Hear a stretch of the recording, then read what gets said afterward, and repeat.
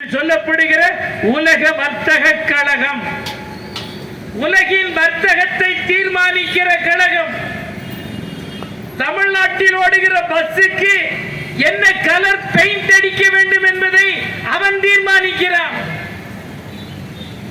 ஒரு மாநில அரசின் மத்திய அரசின் நிதி கொள்கைகளை தீர்மானிப்பது பன்னாட்டு கம்பெனிகள். இந்தியாவில் யார் நிதியமைச்சராக வர வேண்டும் தீர்மானிக்கிற சக்தி பகாசூர கம்பெனிகளுக்கு இருக்கிறது. MNC கம்பெனிகளுக்கு தான் இருக்கின்றன. அவர்கள் தான் இங்கேயும் விளையாடுகிறார்கள். மூல வளத்தை கொள்ளையடிக்கிறார்கள். இந்தியர்கள் விழித்த நிலையிலேயே தூங்கிக் கொண்டிருக்கிறோம்.